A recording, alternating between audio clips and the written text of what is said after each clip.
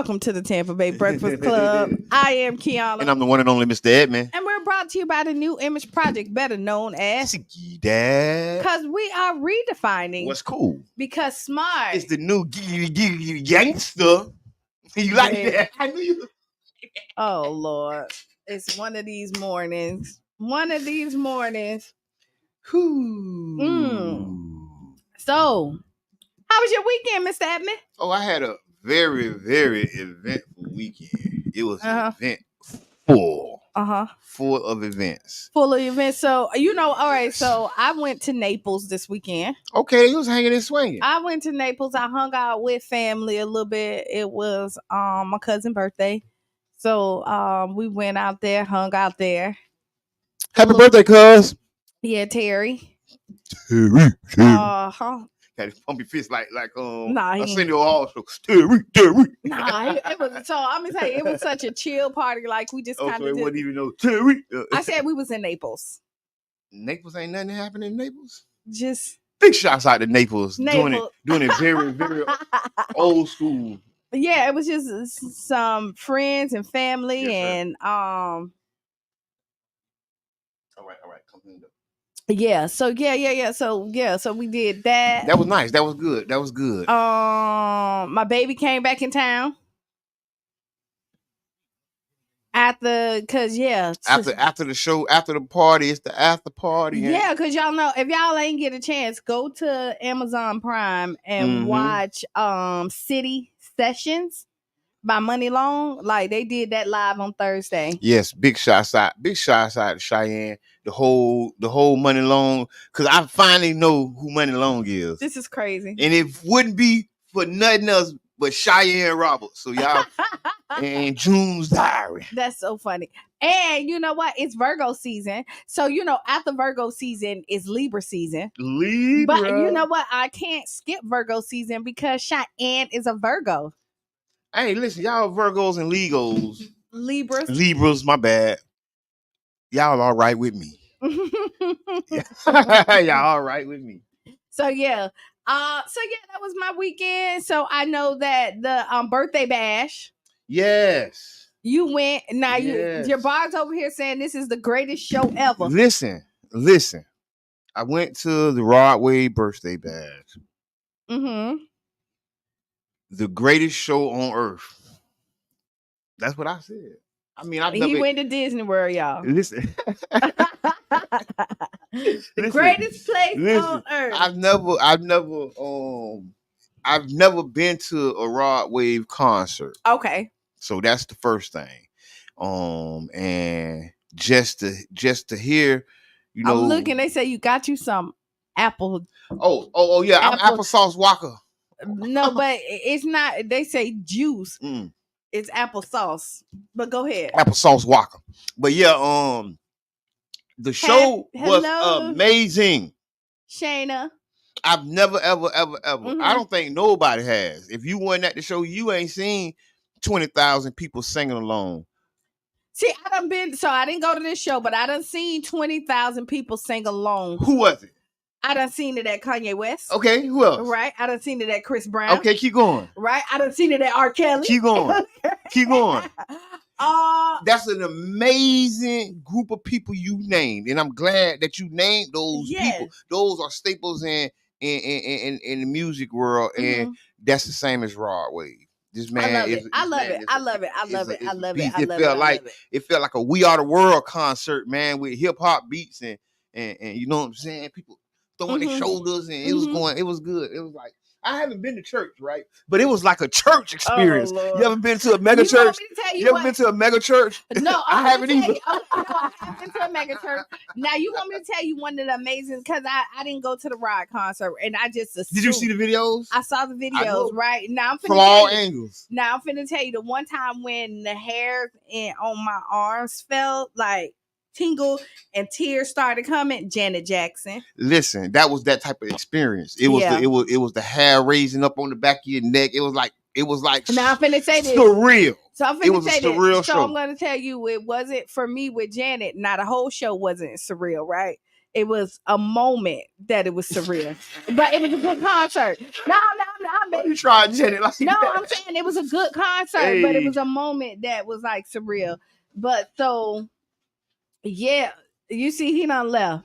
But I heard really, really good stuff about Rod Wave. I'm always rooting for the home team, right? Look. Y'all gotta get y'all some applesauce. Y'all get y'all some applesauce. Y'all be running around too. Hey, so listen. After the show, the after party, everybody know it was a big controversy, right? And you can come on and sit down. And for me, I just love the St. Pete, just how he is. You just love how. Let's talk about impossibles. We the impossible. You cannot. It's impossible to satisfy St. Pete. It ain't no. It ain't St. Pete. It's black folks. No, it's not black folks. Yes, it is. Because there was some black folks from other places that was satisfied. But there was some that wasn't. And I'm going to tell you, we seen it in Kamala Harris. What happened? No, I'm just saying, like, you see how they complaining about this. Right. So listen. I got a Kamala Harris story. Okay, so we'll do that. So I'm not finna just say, but it seems like St. Pete because we're so. Let me tell you. It probably came from other people too. But on social media, we're attached to everybody here. So we hear what comes from here. But I will say this. I did watch Bo kind of go in and explain what happened. I didn't even know anybody was complaining until Bo went and did his thing. And I'm finna tell you, Bo and the team, big shout out to you. I done did productions. You done did productions. They did that. And I'm finna tell you always gonna find a complainer. Listen. And they're always, so listen. The show, to me, it was immaculate. It was amazing. You know what I mean? It was some delays, but that's to be expected when you having 5, 6 to 10 celebrities flying in, zooming in. You get what I'm saying? In a rainstorm. It was so people just need to do better. You know what I mean? And it ain't always them that need to do better. Sometimes it's us. We part of the people that need. We complain. We got to do better. I mean? We got to do better though. We do, but we got to do better for our people. We complain. We look for stuff. You know what I mean? That I don't think we're gonna be able to change it, even though I would love to. But we got to, because like I told somebody, when you look at celebrities and you look at them doing big super stuff, it's usually 9 times out of 10, it's usually somewhere else. It's usually out the country. It's usually, at somebody else's house. You very rarely have celebrities do things in their hometown, in their home area, and have such an amazing turnout.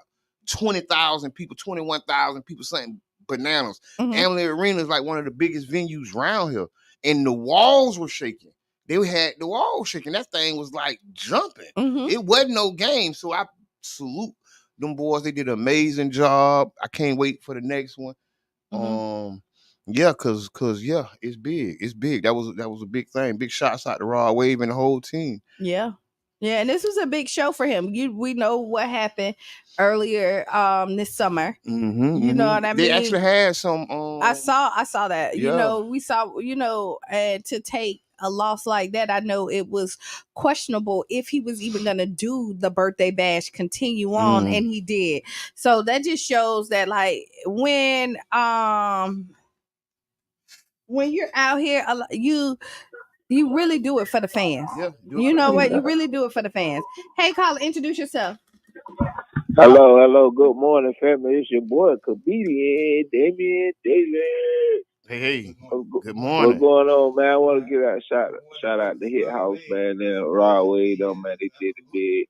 Rest in peace, Uncle D. You know what I'm saying? It was a night. It looked nice from afar. What I see. I want y'all at first September 13th. I want the fight room shaking like that, man. Pull up, show up.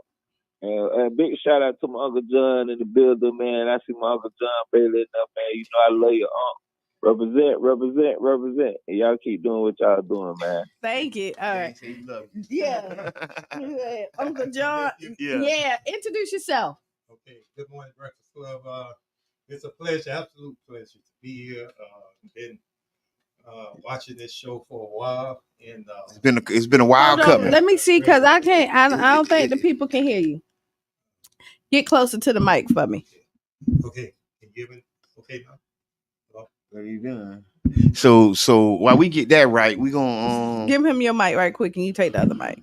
I know. Okay. Hello. Okay, that worked. Go ahead. Okay. Good morning, Breakfast Club. John Bailey here from my program, Life from Inside Out, and it's a pleasure to be here on this show. With great people. And I've been watching this show for a very long time, tuning in to see exactly what's going on in the city. One thing about it, you're going to get it from here. You're going to find out exactly what's going on, all the way down to the real nitty-gritty. Right. But it's my pleasure to be here, and I was invited a couple of times, and this was able to get here. We finally got it right. Got it right. We've been working on it. We've been planning this for y'all for a while. Mr. Bailey, I definitely appreciate all that you're doing.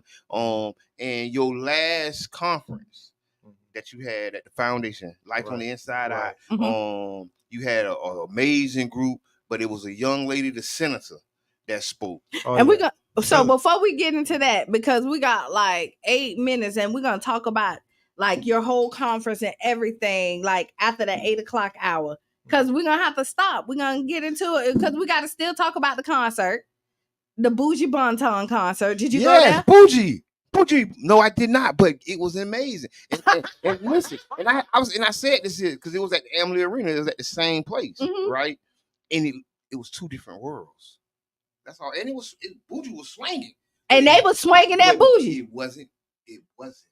It was for the crowd. No, and so listen, it shouldn't have been. I ain't saying don't turn away from the mic. Don't turn from starting stuff. Yeah, you are. So listen, it wasn't supposed to be the birthday badge. I know. You know what I mean? Like, and big shouts out to Buju Banton. People don't know. He went up the road. He came back, and this is like his welcome home tour. And big shouts out, big salute to him and all the artists that came down. This area is popping, y'all. We always talking about we wanted this to be like this or this town and that town. This is what's going on right now. We're living in that time where this is the new Atlanta or the Miami or the other coast or whatever. You would not believe or even imagine the economic impact from these artists and all these shows and stuff going on. 2 big shows back to back inside of that arena. Hey, this area is popping. Right. So I'm going to tell you, if you don't know nothing about music here, you need to find out about music here. That's right. Right. And we got some of the biggest artists in the world that comes out of here. Or you know what I mean? That like they be hanging around here. Oh, they hang around here. You're right about that. Now, did you go to any other concerts? No. I'm a little bit outdated on that, but I do love and respect our our young entertainers. Definitely do. Yes. Amazing talent. I mean, this area, and I think a lot of times, as the cities, right? I'm talking about St. Pete, Tampa, Clearwater. I'm talking about the cities and the municipalities. A lot of times we have to cultivate these talents more, right? And support these talents more. That's why you have a Motown. It ain't just because Berry Gordy was selling records and making records out of his house. It was because the city of Detroit got behind Motown. I went down to Motown. It's a whole historical village there now. You know what I'm saying? Because if you know, it's houses. So I would ask you, so when did the last time you went? Probably like 3 years ago, 4 years ago. Okay, so I went 2 years ago, right? And so actually the house itself was like, it was still under construction. Because it's a neighborhood and all that other stuff, what they're doing. It's 3 houses. Nah, because they making the other house. So that's what they was doing. So I haven't been there in a couple of years, and to see that magic, like to know what came from that little small house. It wasn't no small house. I'm just saying, people like that. It's a facility. It did. First of all, from that small house. Oh my God! It's a facility. What you talking about? It's a historical place. It is, but what I'm saying is the greatness that came out. Yeah, I said you just want to listen. No, I agree. No, you didn't. I said, the light is about to turn yellow, he's gonna say, "No, it was still green." Like we're saying. Like the half cup, the cup is half empty. Right. It's always. But listen, okay. But what I'm saying is, it is amazing. And when you think about St. Pete, they think of like a really small city, but greatness come out of it. But it's a lot of stuff that happens here. That's really why I've said Detroit, because Detroit, it's a big city. Don't get me wrong, but that's like a small town feel. You get what I'm saying? Mm-hmm. They did that out of house and out their basement. Like I was down in the basement where Marvin Gaye was making all that good music and writing all that stuff. They was in the basement. Yeah. And then in the other room, it was the producers and the drummers. So what I'm saying, I said all that to say, we have to support these artists. We gotta stand behind them, because if we want to have a new Motown, if we want to have things like that, it comes from the city supporting the artists and the machines behind the artists. Yeah, it is. And it's hard when you're on the grind, because sometimes your city, they don't understand. No, and it's usually the last place to catch on. Yeah. Yeah, I think like you say, it's nowadays, social media and different ways of promoting these entertainers. It's a lot better than it used to be, because I have seen some talent come out of this city and they just didn't get the proper push they need. Push behind them. That they should have been the Marvin Gayes and people like that. Wow. Absolutely. And one of them, being from the old school, I have to say the Childs of Friendship. I mean, that was our group. Childs of Friendship. Wow. And the Train Robbers Band. Wow. Oh. Yeah, City Ben had a lot of talent, man. That's how we got the Manhattan Casino. When you think about it, the historic place that it was. Like, people came here on 22nd.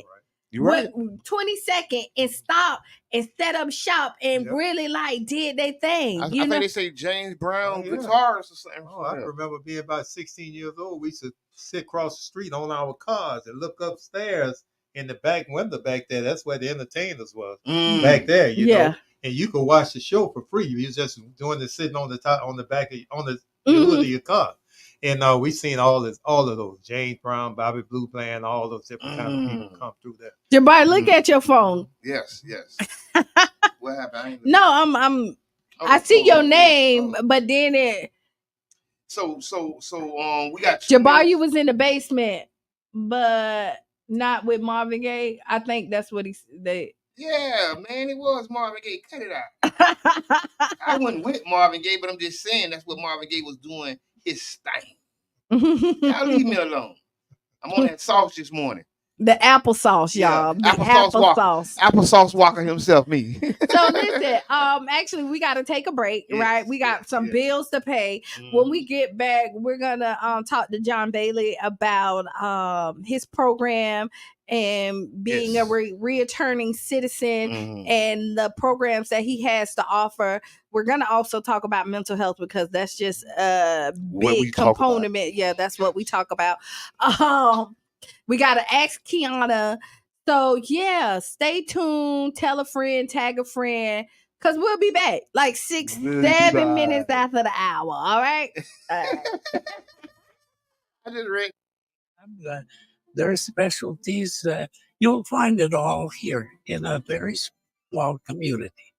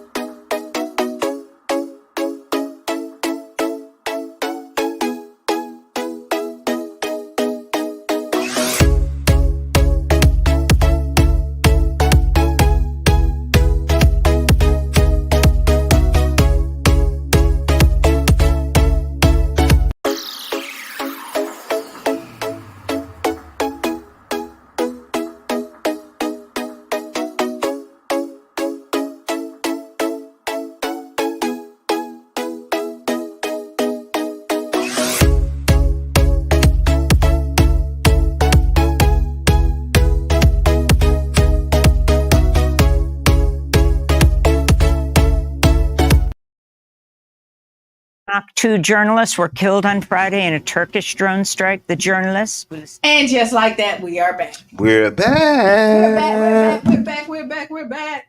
And you are listening to the Tampa Bay Breakfast Club. I am Qiana. They say, who is you? I'm the one and only Mr. Edmund. And my name is John Bailey from Life from Inside Out. Yes. And we're brought to you by the New Image Project, better known as... See that? Because we are redefining... what's cool. Because smart... is the new... gangsta. Baby. And if you didn't know, now you know. You know. Good morning, Juan. We haven't seen you in a while. Juan, what's good? Hey, what's good? I want to say big shout out to everybody that's tuned in to Tampa Bay Breakfast Club, whether you at work, or whether you at home, or you listen to us on Facebook, or you listen to us online. Big shouts out. You know what?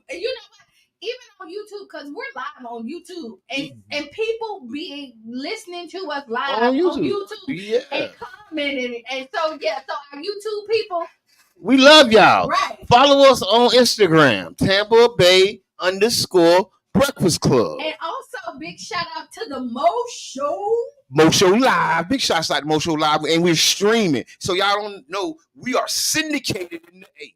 So big shouts out to Mo Show Live. Big shouts out to 99 Jams, Care Festival Radio. We are community radio, y'all. So support. Donate. What they call underwriter show, right? Mm-hmm. This is Black Business Month. If you got a black business, tag a black business. And we're making it Black Business Year. Black Business Decade.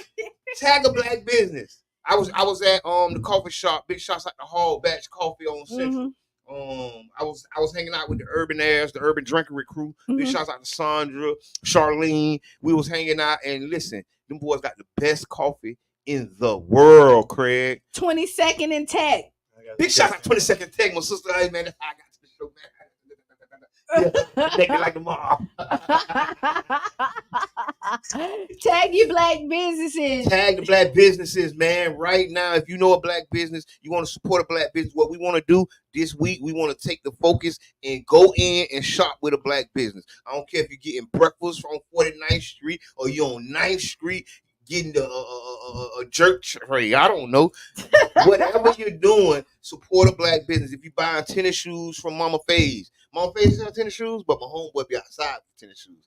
Yeah, but if you whatever, Mama Faye's do not sell no tennis shoes. I know. I'm saying my homeboy be outside. Yeah, but honestly, and if you don't want, because there's a lot of places to eat, right? Black businesses. If you're not hungry, go pass it on to somebody else. That's real. Go and bless somebody's business and say, hey, you know what? I'm not eating, but here, your next 2 customers on me.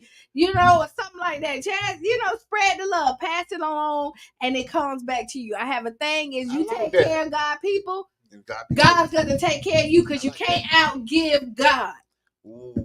You can't outgive him. And so if you do his will, he's going to make sure you good. I don't care how hard you think it is. The time when you thought that you wasn't going to make it, you woke up and you're here. Inspirational words. Yeah, that's it.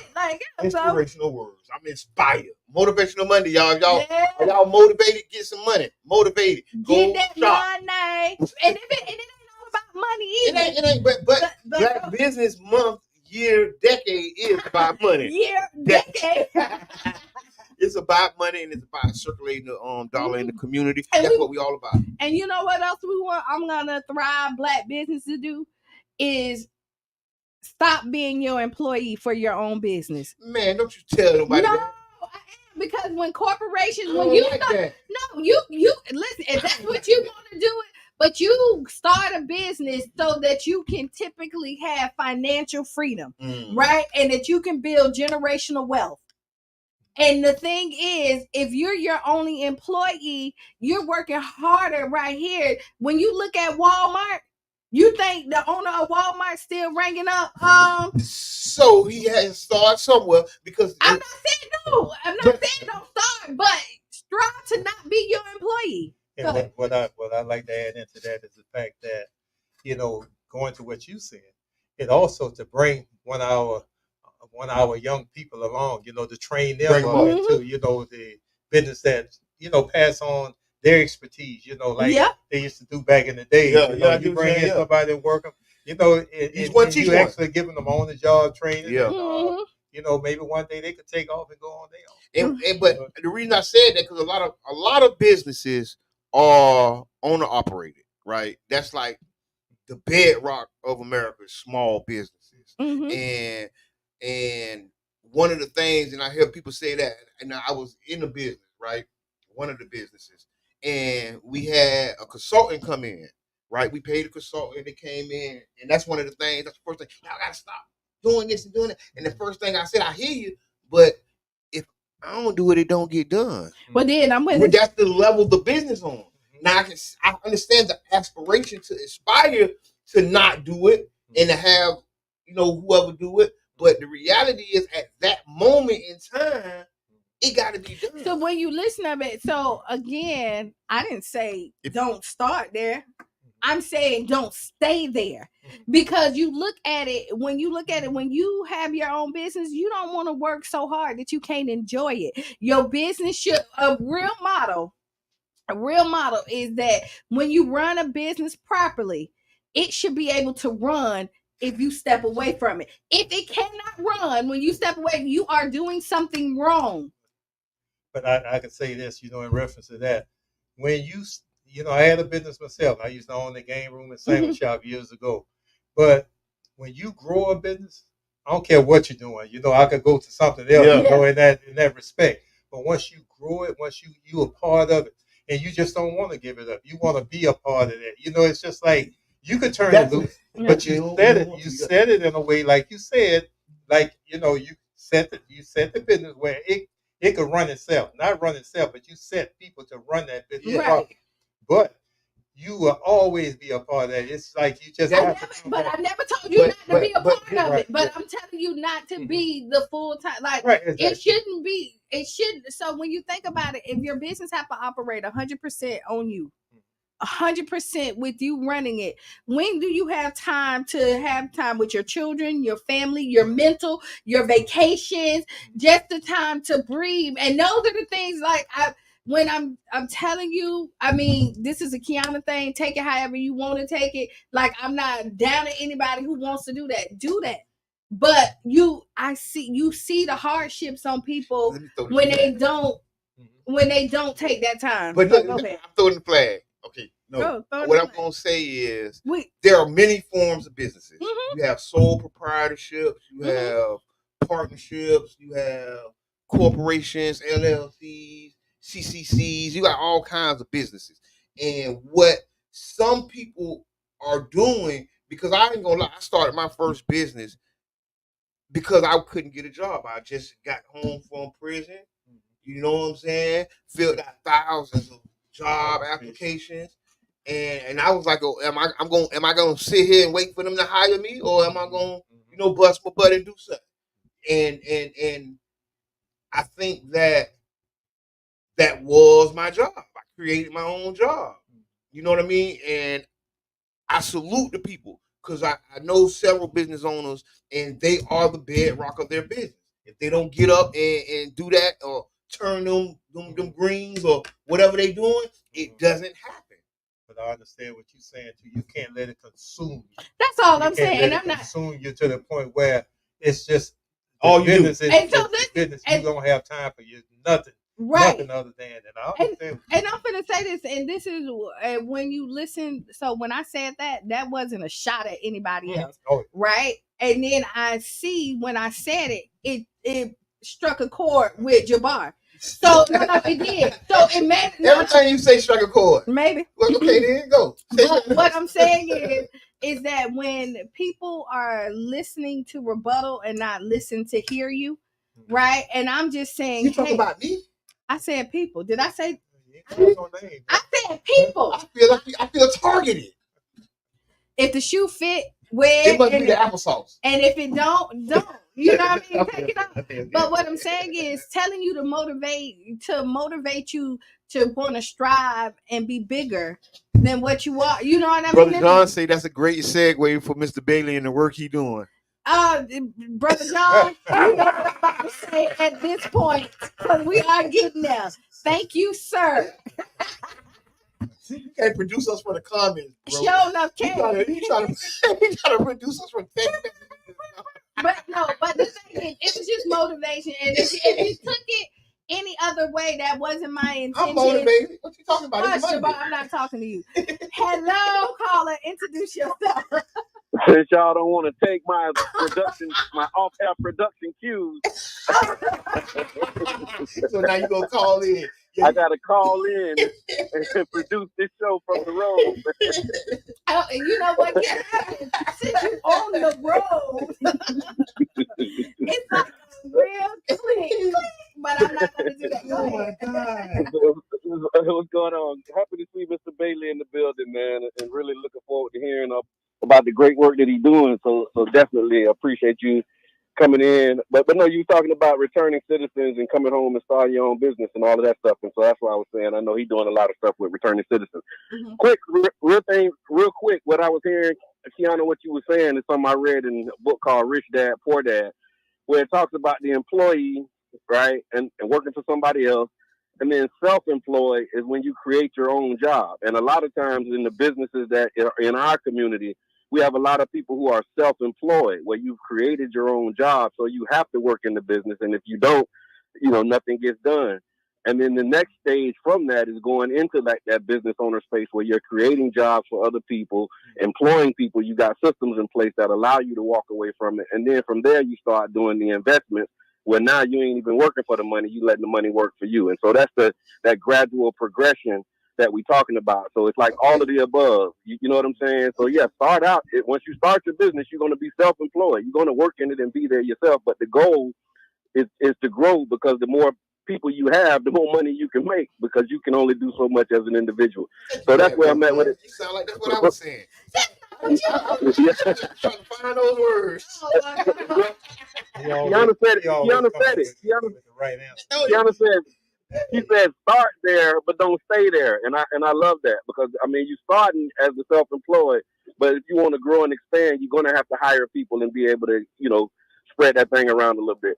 And that's my 2 cents, y'all. All right, man, we appreciate you for it, my brother. All right, peace. So Mr. Bailey, yes, let's talk. Yes. So tell us more. Who is Mr. Bailey and what you got going on? Okay, well, John Bailey, myself, I'm a returning citizen myself, and I have done several stints in prison. Mm-hmm. I didn't just return one time; I returned a couple of times. Mm-hmm. But you take sometimes for you to really make that transformation. Where you say, hey, what am I doing? You take a good hard look at yourself. Mm-hmm. And you say to yourself, hey, this is not me. Mm-hmm. I had that awakening, when I was in prison, and my brother had asked me to write a letter of, remorse for clemency. And mm-hmm. so I just say, I don't know what to say. What can I say, Mm-hmm. And so as, I was doing that, looking around, see all this going on. And I said to myself, this is not me. Mm-hmm. This is not me. So, and I always knew it wasn't me. But I just got caught up out there in something. Always say somebody made me an offer I should have refused, but I didn't refuse. You felt like you couldn't. So that's how you felt like I should have refused it, right. But it sounded so good. And at the time I was on hard time and it sounded too good. So I say, hey, if this will work, I say I'm down with it. So I went against my principles, mm-hmm. Because I always tell people I was raised by a good family, and hardworking people. And I even knew myself, just growing up, I had aspiration to go off to college and do a lot of different things. Mm-hmm. But coming to this city, when we moved here, getting caught up and getting bullied, you know what I'm saying? Now, mm-hmm. a lot of people might not think I was bullied, because mm-hmm. a lot of people tell these stories about me, out there in the streets and stuff like that. But yeah, of course, definitely I was being bullied. Chef! I don't know what, but and I was afraid. I was scared. That's why one of the things I speak on to the young people mm-hmm. is about being bullied. How to, this is why we need these entrepreneurs, like we were just talking about. Mm-hmm. Take one of these kids up under their wing and train them along. Mm-hmm. They're out there. Yeah. And there's one story where I was saw where on the paper where this little baby mm-hmm. had left out of in the house early one morning. Mm-hmm. And when people passed by and saw this little child on the street, passed by. So it was one officer that came along. This happened in Tampa. One officer that came along and saw the baby out there, early in the morning. It's at nighttime, and went to make a turn around. But before that baby could before the officer could turn around, a truck hit that baby and killed him. So how many people passed by before that child that could have stopped and saved that child? Oh man! You see what I'm saying? This is what's happening with our young people out there in the street. How many people pass by? You pass them by.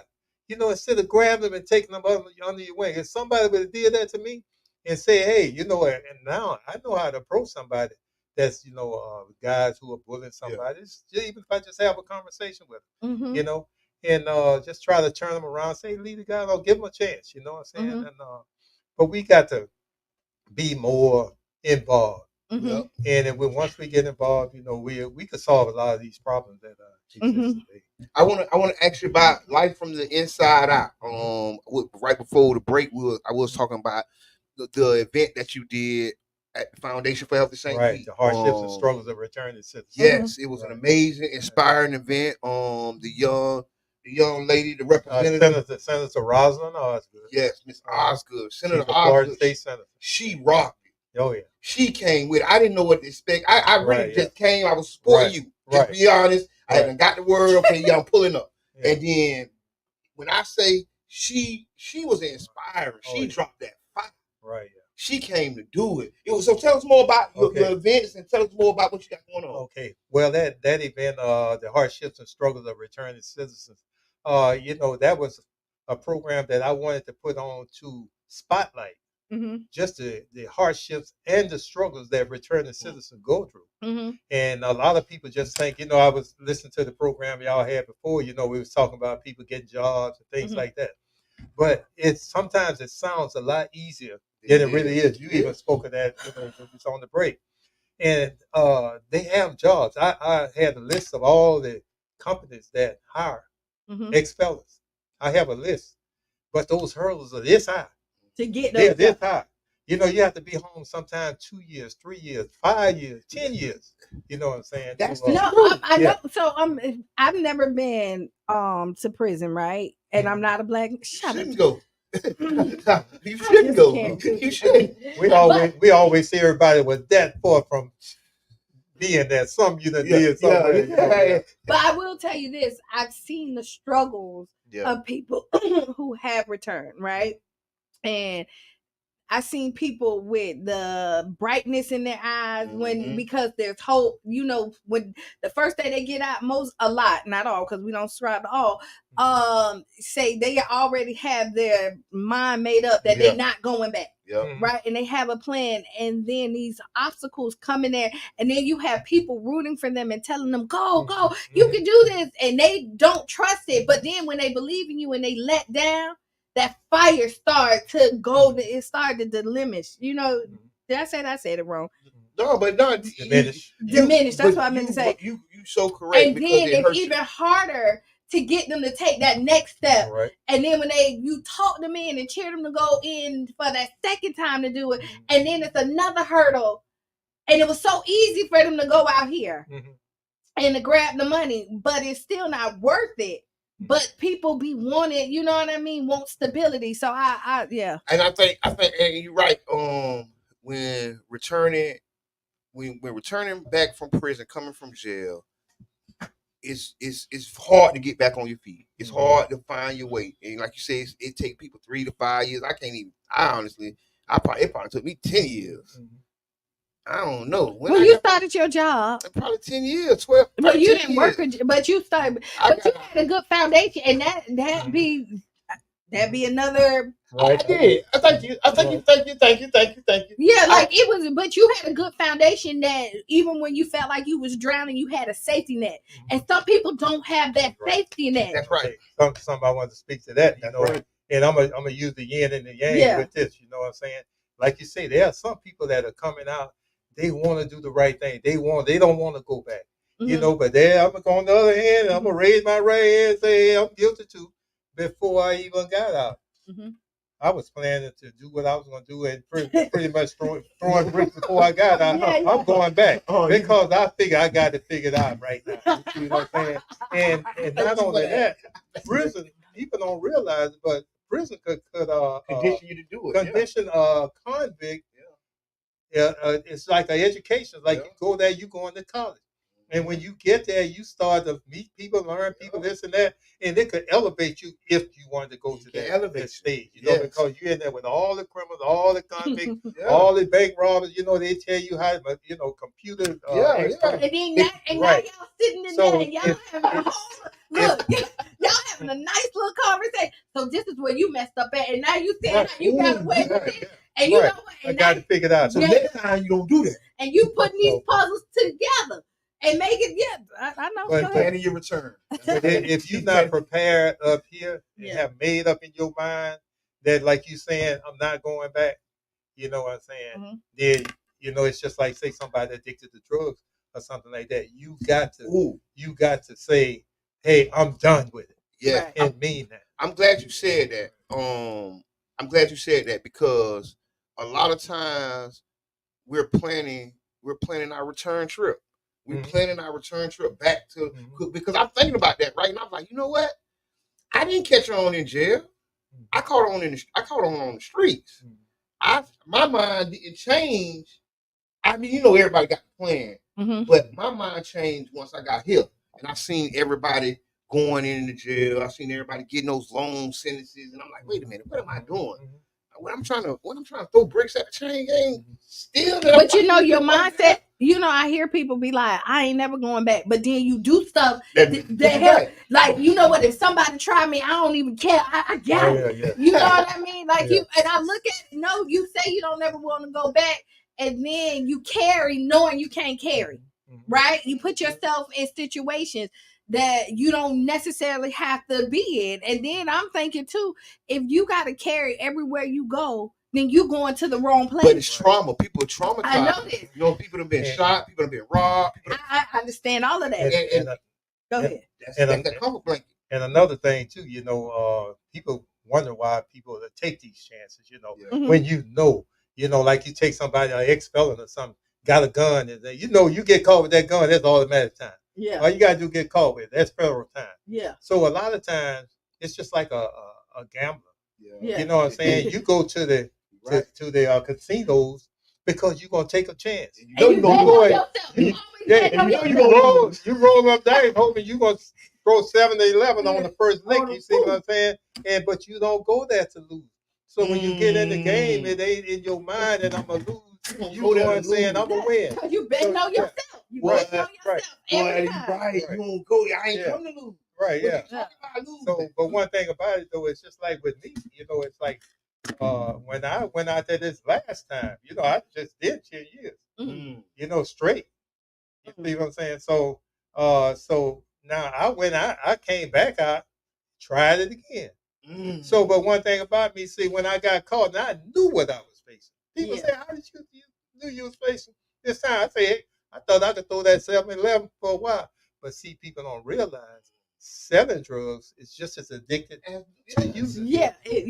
So everything you get caught up in, you know, the limelight of it, all the accolades, like they out there riding around them big $5,000-$6,000. Everybody screaming, it's like you the celebrity. Stealing that money, all making it rain and all that kind of stuff. And when they get in prison, they ain't got a pot.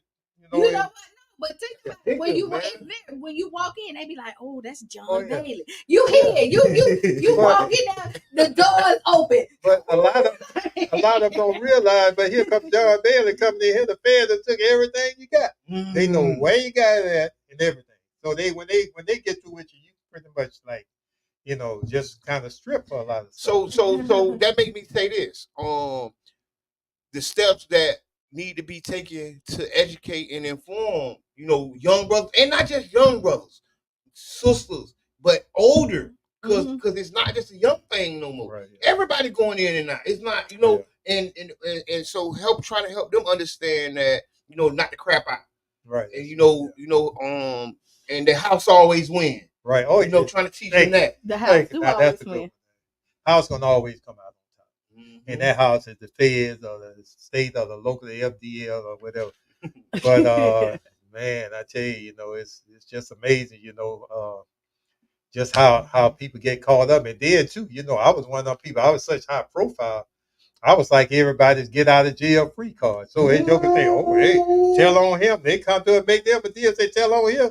Oh, you got a bargaining chip. You got John Bell. You can tell us something on him. We gonna let you go. And that happened to me so many times. I could sit up here and I came home and you say, "Hey," and you see all these so-called partners that guys say they got your friends, your main man. The main man gonna set you up so bad they ain't funny. It's just who get to the DA or whoever first, So stop. Don't be nobody get out of jail free card. You know what I'm saying? Hey, just a lot of them. Just like I say, walking in quicksand. If you walking and you step in quicksand, so you don't keep going forward. You just back up. So that you don't sink. If you stop right where you are right now, this is my advice to a lot of y'all out there. A lot of y'all out there slanging, you gotta stop. So if you stop right now, and for a little while ain't nobody bothered, you can say, I gotta wait. But if you don't back up, if you keep going forward, it's just a matter of time. They gonna tell you or move you. So you're saying the quicksand eventually gonna pull you down. Oh yeah. If you keep going forward, and that's what happened. It's like with me, I used to see cops following me all the time. I look at them, I say, "What you looking at?" I see you, and what you want. I say, I wasn't worried about it. I say, I know what you're doing. I see you, you see me. And that's headstrong. I know. Okay, they say, can you talk about the program? Put it back up, Brother John. Can you talk about the program that you're organizing is co-hosting on this Wednesday? Absolutely. Your organization is co-hosting this Wednesday. Go ahead. Life from Inside Out. My program, Life from Inside Out, has teamed up with the League of Women Voters of St. Pete area. And we are putting on an event at the Sanderland Center. It's on Thursday night from 5 to 7. This is very important because the League of Women Voters will be there. And they're going to have some attorneys there free of charge. Free of charge. I want to stress that. And they're going to be helping not only returning citizens figure out how to get their rights restored, they're going to be registering people to vote as well and answering any questions that anyone may have in reference to how to vote. Can they vote? A lot of people don't understand, like people who have been out for a while, might owe just a little fine. It could be something as low as $20 or something like that. Yeah. If you haven't paid that fine and you go and register to vote, you know what I'm saying? There's a law that the governor got out where they have been arresting ex-felons because a lot of them didn't even know. They didn't even know that they couldn't vote or they couldn't even register. Yeah. So this program this week coming up, they're gonna have several attorneys there. They're gonna have at least about maybe 10 students from the Stetson Law College that's going to be assisting and doing intakes and helping people, along. It might probably be more than that. But we were on a Zoom on Thursday with some Michael Gelazzo, and it's just a whole slew of other community people around the city. And all of them have pushed out this agenda. And I want to give a shout out, if I can, to Mr. Sean Davis of New Hope. They got this program that just came in. Awesome. So much so I say this is what I looked at and I said, this is my dream. Was my goal, where I wanted to go.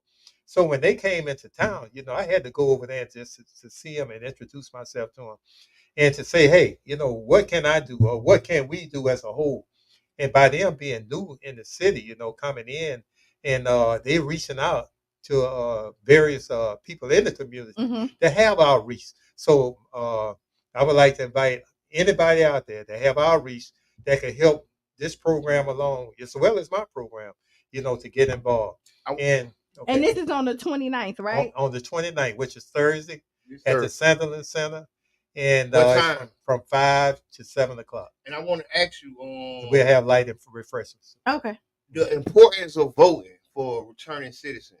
Because like you say, some people may have fines as low as a ticket, $100, $20, and they can pay and have their rights restored to vote. Right. And I think it's so important, and I'm glad that it's being done, because I think oftentimes after Amendment 4, the wave for returning citizens to vote kind of went down. Right. Even though these men and women still are eligible to vote or to clear up their fines and fees and be able to vote. It was discouraging. Listen, I know FRC's paid millions of dollars in people's fines in Pinellas County. A lot of people don't know. Stop hitting them. A lot of people don't know. Mm-hmm. Maybe $2 million in fines was paid. If not more. And people right here in Pinellas County. I ain't talking about all over the state. Yeah. Right here in Pinellas County.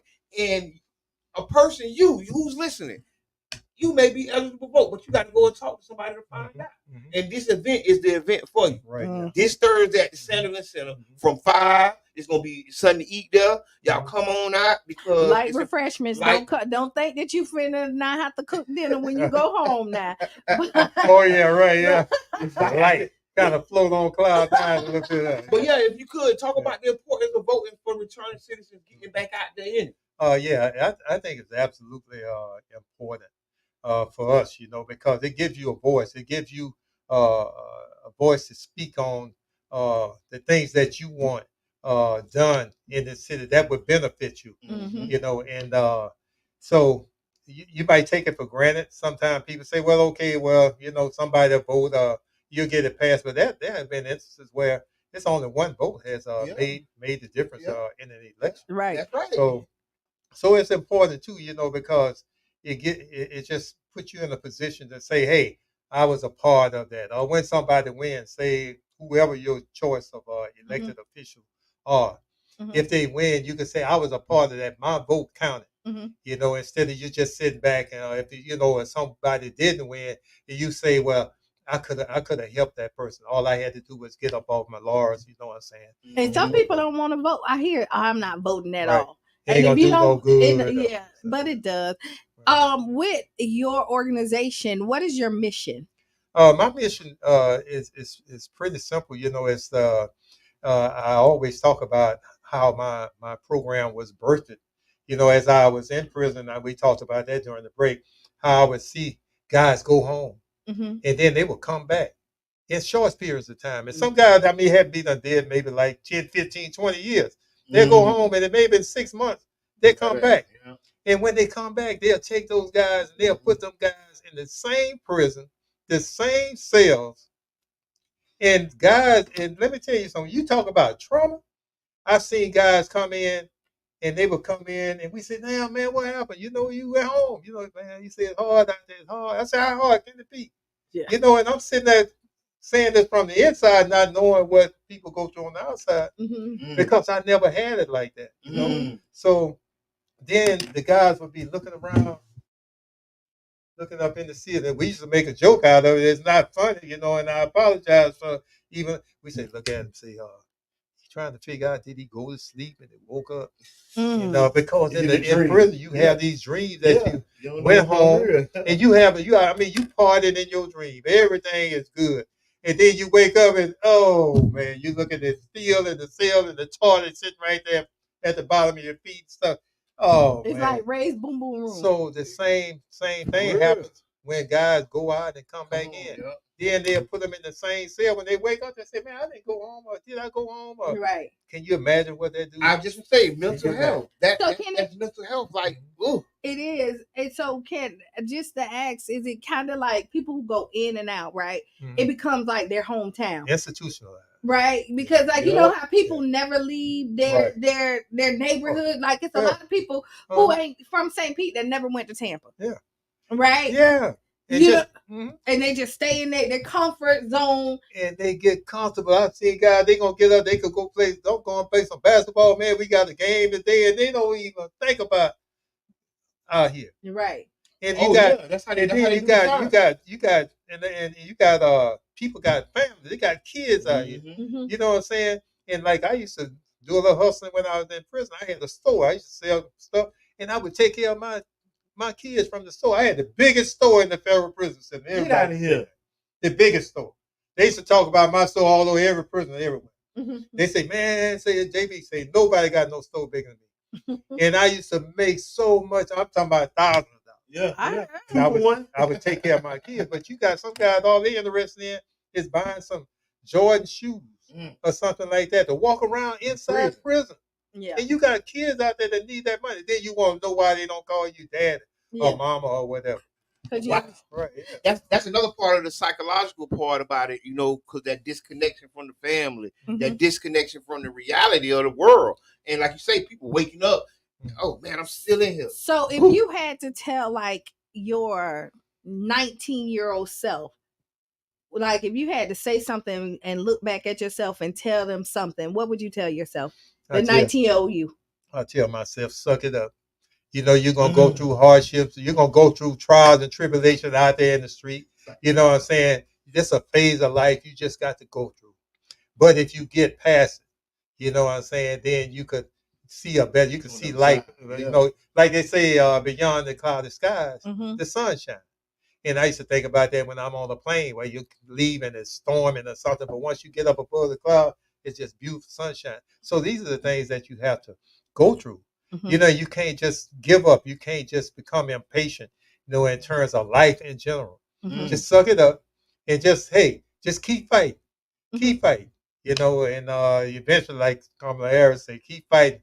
We fight, we win. You got to accept that struggle. You got to accept the bitter with the sweet, and just think positive. Because if you start thinking like I thought, somebody made me an offer and it sounded good, that wasn't nothing but the devil talking with me. So but hey, I accepted that. And one thing about me is that when I did get caught, I accepted the bitter with the sweet. I said, okay. I said, I threw them rocks at the chain gang, and now I'm not telling on nobody. And for all them out there that's doing what they're doing, don't go snitching. Like I say, if you can't do the crime, don't do. You can't do the time, don't do the crime. Right. So that's real. And I thank you for that, because one of the things is, like you say, people think they got a free get out of jail free card, and it's people's lives that's in the balance. So if you got any final thoughts, any final words for the people, I know the event is Thursday, 5 o'clock. What your final words be? My final words is just, for all the returning citizens out there, man, keep your head up. One thing about me, I'm there for you. I mean, I did this what I'm doing for 2 years. I didn't get a dime from nobody. I didn't reach out no politician. Nobody gave me any money. I have to say, PERK program hired me. I worked there, right? And the foundation for a healthier St. Petersburg. Hey, my hats off to them. They gave me a grant. To do what I'm doing. And I appreciate them. And I got to give a shout out to my team. I tell you, the team of people that I got around me, that helps me. Miss Harriet Davis, Melissa, Helen, and you got the Katie and her sister, and Renata. I just got a good team of people around me that's as passionate about what I'm doing as I am, and that's what's making us move forward. And I'm here. I want to just tell our people, all the returning citizens, keep your head up. Call me. Hey, I'm coming. And I'm going to help you out any way I can. You call me. People call me on Saturday, Sunday morning. I had a lady call me one Sunday morning, say she was worried about her son. And he was she thought he was suicidal, that he wasn't going to make it through that day. I said, give me his number. This on a Sunday morning before I'm getting ready to go to church. And I called him. You know what I'm saying? And that's the way I am. I'm not 9 to 5. It's not about the money for me. It's about me doing what's passionate in my heart and to help these people, my brothers, my sisters, whom have gone through the same thing that I went through. Yeah. Ooh, thank you. And I appreciate y'all having me on. Hey, we gotta have you back, because this is a really good conversation. Call me anytime. Oh yes. I mean, and it's been a long time coming. Right. So when it actually come together with God's perfect timing, it's really perfect, because it's an amazing event coming up. I definitely plan to come out And yeah, thank you for all you're doing. All right, you're right. You doing it. You know, since you hit when you jumped out, I remember when you came in. I heard that name. and since that day, you've been on the ground. Since that day that you walked in that room, you've been in it, and I salute you for it because it ain't been no joke. You've been really doing the work, man, and it's inspiring to see. You know, knowing what you went through, you know, knowing the little things I do know, you know what I'm saying? Because I was out there in the world. I heard your name before. You know what I'm saying? Yeah, legendary John Baby. You know John Baby. But yeah, and I definitely salute you because, you know, you still inspiring people, man, and that's good, man. And that's a blessing. That's a big blessing. I appreciate y'all. Thank you very much. All right, we got to ask Qiana. How are you going to ask me? I don't know. Ask Qiana. That was a joke. That was a joke. He's so corny. I don't know. I don't know. Ask Qiana. Oh my Lord. Like, I can't. Y'all watch this live. All right, hold on. We ain't got enough time. Ask Qiana is brought to you by One Community Grocery Co-op. One Community Grocery Co-op. You can find out more information at ocgc.org. Okay, dear Qiana, I'm really concerned about my mom. She's been giving all of her money and extra time to her church. But when she needed help, they weren't there for her. Oh, Lord. I feel like the pastor is taking advantage of her generosity because he knows she's inherited a lot of money when my dad died. I even saw him ask her for something, and when she told him she needed to think about it, he was really insistent and borderline begging. That really pissed me off. How can I approach this situation without causing a rift between us, her, and the church? That's a messy one too. Oh, that is. We should call this Messy Monday.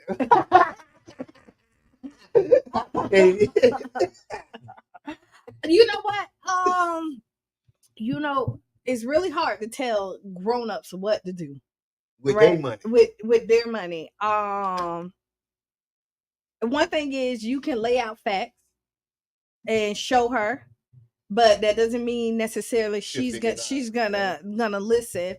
Honestly, I don't know what church this is and not church. But it sounds like she might need to go to another church. I don't know your pastor, but yeah, this is that's a tough one. That is because, you know, when you're looking at somebody, when you're dealing with spirituality, right, and you think you're doing what's best and doing God's will, a lot of times it especially when you trust somebody, you start trusting in man and not God. You do more than what you need to do. And that makes sense. I'm not telling you not to do it, but again, you're putting your hope and your wishes and your faith in a man and not God. And so when you look at who you're listening to, and your pastor is also a man. He is human. So sometimes he may lead with greed and not understand that he has overstepped his boundaries. That's something, because our pastor spoke on that. Okay, well, go ahead. Yeah, what the word was. Good morning, Fancy Nancy. Good morning, Aaron. The ultimate person. Yeah, and not the man. Right. Yeah. That's a heavy one for me. And I think, you know, people do be we do be kind of gullible for like the spiritual stuff. Like if somebody say, "Hey, God told me to tell you," and it's tricky. That's hard. You know, it's hard. That, like he said, you don't want to cause a rift between your mom and you, and then you don't want to cause a rift between your mom and the church. You don't want to disrespect the church, or you don't want to disrespect the pastor. You get what I'm saying? So it's a tough one because you don't know, and you've seen some people who've given so much, and they haven't gotten the things in return that they need. Yeah. Right? You got to take care of yourself. They say when you're on an airplane, the first thing they tell you to do, put the mask on yourself. You can't. I'm going to take care of the church, the congregation, and everybody else if I can't take care of myself. I like what you just said. Hold on. But no, they say God gonna take care of me. I got family members that do the same thing. They'll give you their shirt off their back and walk out with no shirt on. Yeah. And be dead serious. God got me. He ain't getting over on me. He ain't getting over on me. But God got me. But that's really the mindset. I started out saying that if you do God's will, right? Yeah. That's really a mindset. You're right. You can't outdo God. God is gonna give you. You be saying, I did say that. Yeah. And I stand by that. But you be saying, talk to the pastor church about singling out your parents. I'm not upset with that as well. So if you can't be the person that get through to your parents, go to your mom. Then you go to the source that you feel that's doing harm. That's just hard. That's just like any abusive relationship. If you are a parent, if your child, you'll go to the guy and say, "Hey, you might do it." No, you'll be like, "Yo, you need to tighten up," because this is what you'll have that conversation as a parent or anybody of somebody that you love. You go up and you show up and you protect them. Yeah, you stand on business. I like to say something in reference to that. That kind of reminded me, like when I was, when we first moved here to St. Pete, I just turned 15 years old, and I was going through the stage of guys bullying me, because I'm the new kid on the block and stuff like that. Well, I didn't know who to go to. Me being new in town, I wanted to say something to my dad, but hey, my dad was, I always say, the real manly man. You know what I'm saying? He probably say, "Man, push you do something, go out there and fight or do whatever." But boy, they had some people around here knock you straight out.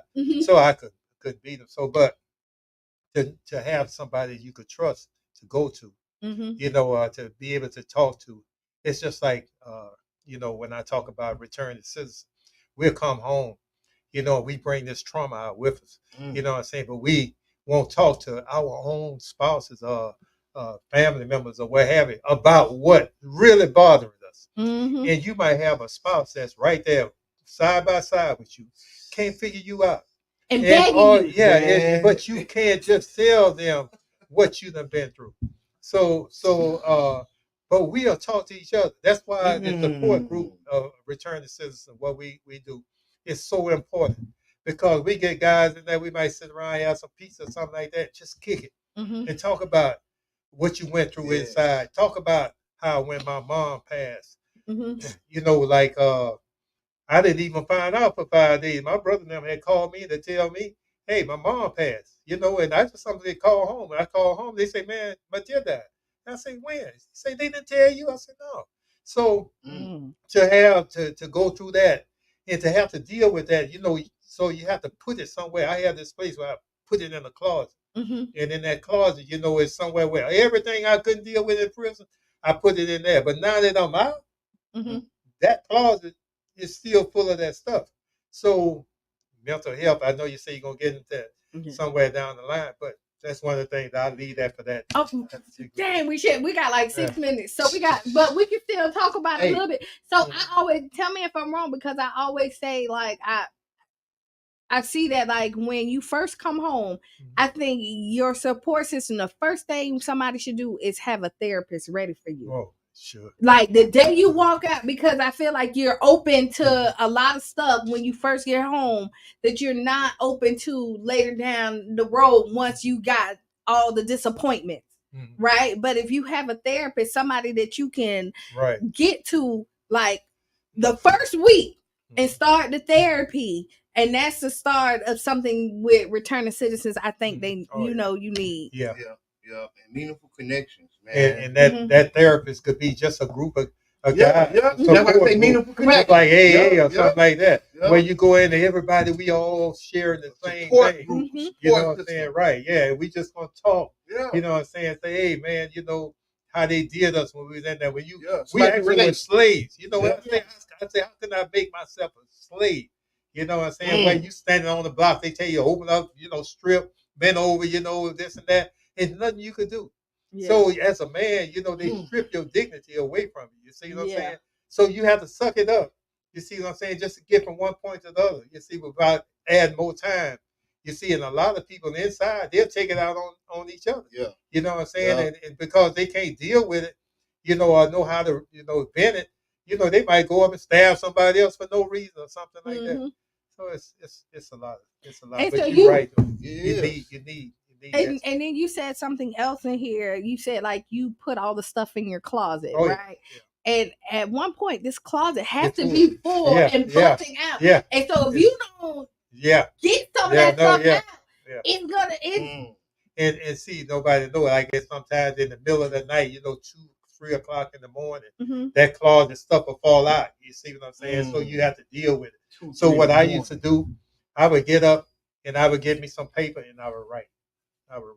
That was my escape. That's how I dealt with things inside mentally. I have boxes of writings. Wow. That just subjects that I jot down. Yeah. And sometimes I'll be half sleeping. I write, and they go, the lines go across each other, and I just put it back. But I always kept. But that's how I dealt with it. Hey, I wrote too. That's why I said, wow. Yeah, writing. I'm saying like just pen to pad. Yeah, that it's therapeutic. Oh yeah, it can be for some people, just like drawing is. And yeah, I definitely unite with it because I think the reality is we got to beat up for each other because sometimes people don't have a support system. Sometimes you are their support system, right? And for whatever support you can give, whether it's just encouraging words, whether it's, hey man, won't you go over there and they hiring over there, just pointing people in the right direction. When you think about helping somebody who just returned, who just came home from prison, it's not always money. It's not always what you can do for them. Sometimes you can tell them something that'll help fill a gap in their life for years. And sometimes people can do that and won't say it or won't point them in the direction. And that's what we got to stop doing. And sometimes it takes patience because they can have all of that and still don't see it. That's right. It takes patience, and you have to be persistent and consistent when you see somebody that you love, because if somebody who never had any of that and then they get it, it's foreign to them, so they don't trust it. 2 minutes. Mr. Bailey, thank you so much for coming. We only got 2 minutes. Oh yes. What you gonna do? Oh, I thought you. What you gonna do? No, we got 2 minutes. Ms. Bailey, what you got? What's your final thoughts? My final thoughts is I want to thank the Breakfast Club for having me on for one. And just everybody out there, when you kind of get with us and help support us in any way that you can, and anybody out there with jobs and things or know where jobs are, they're the resources, like housing, food, all that kind of stuff, clothing, these are things that guys need. Women, I say guys, I'm talking about men and women, could use when they come out. And just to support anybody in your family or what have you, who have returned because they have been traumatized and they need you. So I had a good support group. My family's been my ace, and they was there with me. So I was kind of had a silver spoon in my mouth. But I see guys, other people going through it.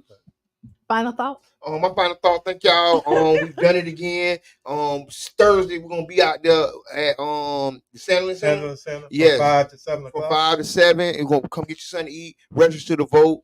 It's so important. Catch us on the Mo Show Live for the replay. And Qiana.